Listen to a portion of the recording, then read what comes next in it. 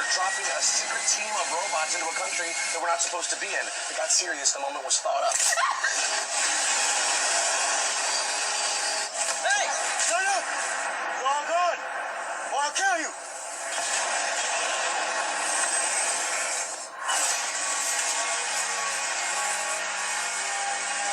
Do it.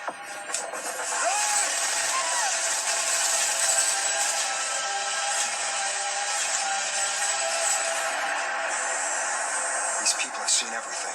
Take them all down. No witnesses. Oh, shit!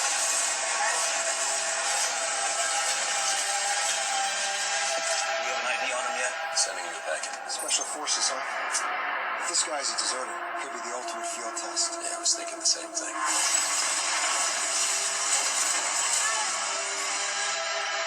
She's a doctor. They're all doctors. They're here in a good cause mission. Come on, man. Okay, you're scaring her. You're scaring me. I'm scared.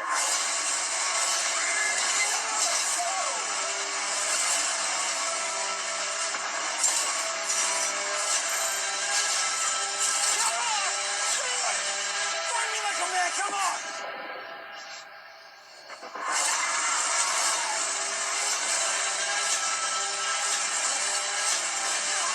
You were made by humans to afflict death. We're different. I'm a man. I have life. You're a machine.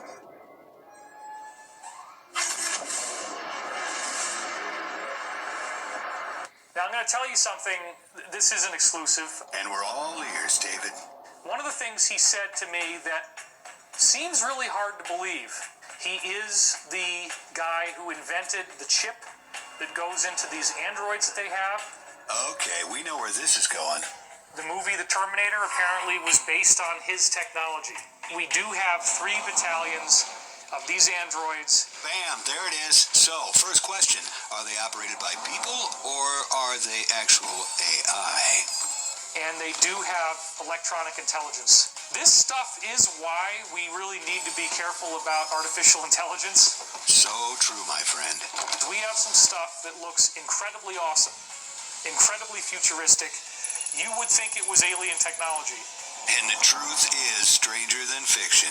They've always had disclosure plans in place as a weapon of mass distraction. That's when they dropped the bomb. All right, here's part 2 with David Wilcock, Dark Technology on the Edge of Wonder.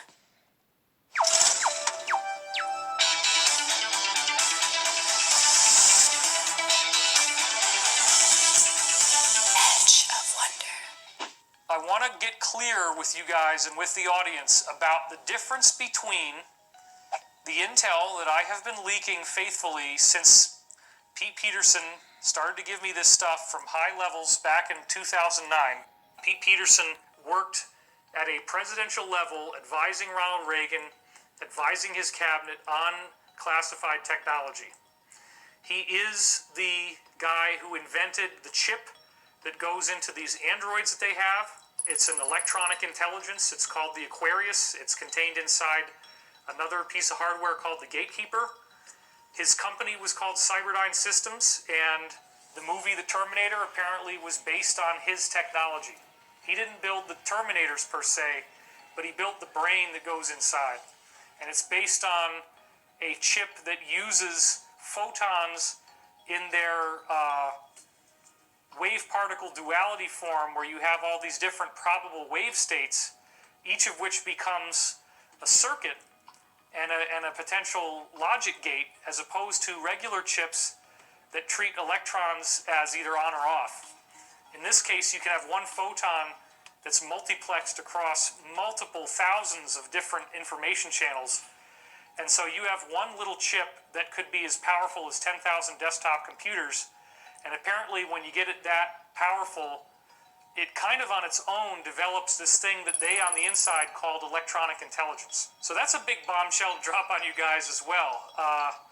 Remember, in Terminator 2, you have a black scientist who invented the Terminators, basically, and then there's people trying to kill him to save the future, because if he lives, then this timeline where all these Terminators appear takes place. So, look, I'm not saying we should kill Pete Peterson. That's just a dramatic device that they created for this movie. But what I am saying is that you're John Connor. from what I've heard from Pete, we do have 3 battalions of these androids. They are incredibly convincing looking. You could not tell that they are a robot. They look like a person, and they do have electronic intelligence. So those films, as weird as this sounds, and in fact, there's a recent, the latest movie with Kevin Hart in it, and I'm forgetting what the title is right now, but it just came out. I think it's called Night School, and he's got various people in the night school, and one of them is another black guy who, in the movie, says Terminator is a documentary, and they definitely got that from me, and so I want to give them a high five for working that into the movie in a comedy context. Let me just say this, okay, while I got the platform. For me, I first got woke when I seen Terminator, and I realized it wasn't just a movie, it was prophecy. Wow, that's awesome. really interesting. I mean, so these, I don't want to use the word Terminators, but these like robots. Can we please use the word Terminators? I think we have to now. We owe it to our audience. Well, if you want to get technical, the actual term that Pete used for them is simulacra. That's what they apparently call them on the inside. You can go with Terminators if you want. I don't really care. Well, what is it? The second one, he's a good guy, right? Yeah. So it's not so bad, I guess. John Connor turned him back. So, are these actually just walking around in our society, or are they just like strictly military, doing military operations or warfare? Strictly military, and actually I can get a lot clearer on this. I forget how many soldiers are in a battalion. I think it might be 4,000 or 5,000. To Pete's knowledge and his briefings, we have 3 battalions of these simulacra, and they are only to be used in case of an alien invasion, which they do think could happen. They actually do have Isaac Asimov's 3 laws of robotics. They have very specific ethical guidelines preventing them from turning on the people of this planet. So those simulacra would only be used in a very high level emergency situation. But there's a lot more to the creative behind what's really going on than what you see in any of the Terminator films. For example, a simulacra is based on a core brain, and I've heard this now from, I guess, 4 or 5 different insiders, that there is a little black box about this big, and it's a cube, okay? And it actually has 2 eyes on it, which are on these little screws. And so the screws can twist and the eyes will either widen or narrow in terms of how far apart they are. So the robot can actually turn its head, take the box out of its own head, its brain, okay, pull it out, and then pop it into another chassis, another body. And some of these bodies are very intimidating looking. They have, for example, one thing that Pete told me about was they have this thing that looks like a raptor, like a dinosaur. It is all robotic. It's got red eyes. It's got metallic features with chrome and black. It looks incredibly fierce. It's incredibly badass. And these things would be very, very difficult for us to kill. Any of these robots move so fast that you could not shoot it because it will move its body to get out of the way of a bullet as the bullet is coming near. It works so quickly that it can see the bullet coming and it will just dodge out of the way. But with the raptor beings in particular, that's a psychological intimidation factor. You're seeing this weird robotic dinosaur coming towards you. Now I'm going to tell you something. This isn't exclusive. I don't think I've ever shared this before. One of the things he said to me that seems really hard to believe, and I'll admit that, but this is just part of the briefings you get, is that he claims he saw a filmed demonstration in which one of these raptors was able to be running down, and they put out a 50-gallon metallic drum. It was empty inside. The raptor ran towards the 50-gallon drum, jumps up into the air, and is able to lift the drum up into the air and time the ascent of the drum and itself and get it spinning. And as it rises the drum up into the air and gets it spinning really fast, it takes its claws and it literally shredded the entire can all the way down to the bottom so that all you get is this metallic spaghetti. Wow. Oh my gosh. Yeah, I mean, these things, and you're shooting at it and it's just, and there's no way you can hit it. He did say some of the technology I'm about to tell you about, they've actually had apparently since the 1950s. They have these things that look like maple keys. And what's cool about a maple key, if it falls off a tree, is that it falls down and it looks like a little helicopter, right? I lived in upstate New York, we had maple trees, you'd see these things falling, and as a kid you really had fun with that. So what they figured out was that they could make these little metallic maple keys and then put a little piston inside with a little tiny engine. And the piston can get the maple key to work as like its own little self-propelled helicopter. The original idea behind these was surveillance. They could send these guys in with cameras on them, or originally maybe it was just audio. You can pilot where it goes. So the maple key can go through a keyhole, it can go underneath a doorway, it'll slip into a room, it'll stick itself on the wall, and then it can monitor what's going on inside. So that was the original idea, but then they figured out how to weaponize these things, as of course they always do, right? So what they've learned is that they can target the electromagnetism of your heart rate and have the maple key turn into a smart bullet. So if you're hiding in a room and you don't want to open the door, that maple key could be just spinning outside the door, right? And it's just hovering there, and as soon as you open the door, zoop, it just goes and shoots through your heart, and it's a kill shot immediately because it has that kind of power. It also can monitor its environment, do video, do audio, this kind of stuff. So now imagine that these robots have ports that open up on their shoulders, and these little gun turrets come out, okay?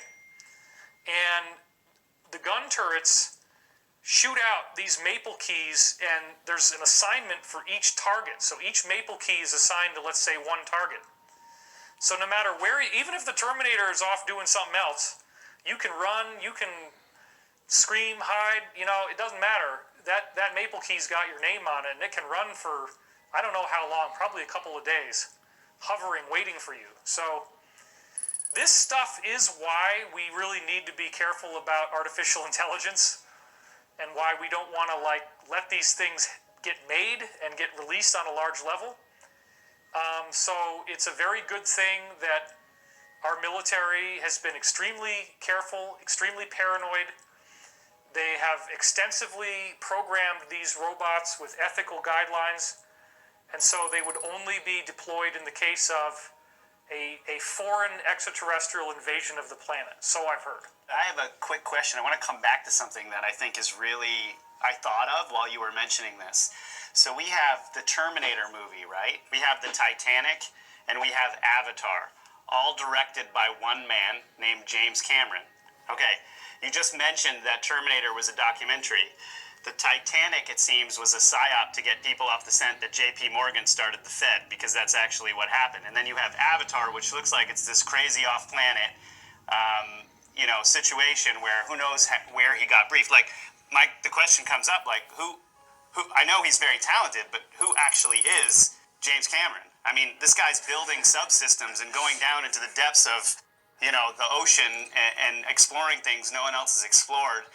And it just, I don't know if you have any intel on this. I just thought it was very interesting that this one director is behind all of this. Look, they're all basically documentaries. The Abyss is talking about undersea extraterrestrial ships that they've found, bases that they've found, alternative types of life, alternative types of intelligence. Alien, in the movie Aliens, the second one, Sigourney Weaver ends up in this robotic chassis that moves with her. Pete said that is called a manipulator, and they use it again in Avatar. And in fact, Pete told me that he was dazzled when he saw Avatar because it's practically a laundry list of things that are real technology, and he's like, oh my God, that's real. Oh my God, that's real. Oh my God, I've seen that. Oh my God, I put my hands on that. Oh my God, I helped build that thing. So yeah, the manipulators, he said they saved a lot of money by actually using the real stuff instead of building it as a set for the movie. No way. Jeez. That's crazy. So, That's totally so crazy. some people watching this might just probably are thinking like, what is going on, you know? but really, I mean, as you're talking, this is something I've known as a kid, that the military, this was back in, the 90s when I was growing up, that I heard from, and I can't remember who told me this, but there was actually somebody in the military that was telling me that the military is always at least 30 years ahead of, civilian technology.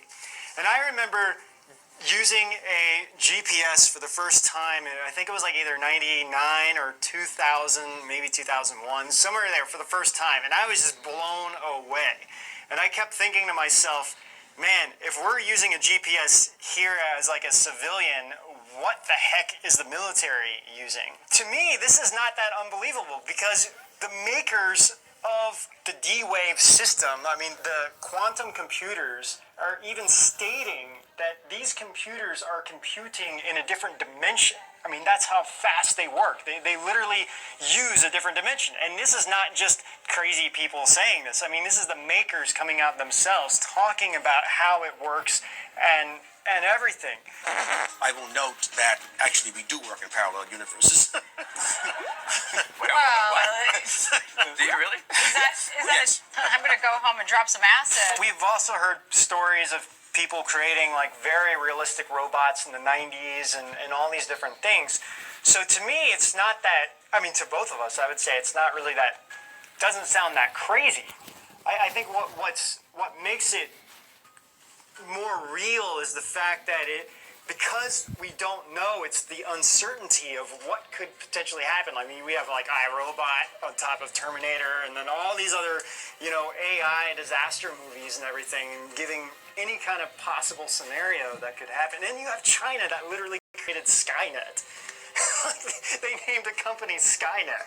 So it's like, why would you do that? Well, and then you have humans learning from movies and making something even more terrifying than Terminator by combining Jurassic Park with the Terminator and making a Raptor Terminator.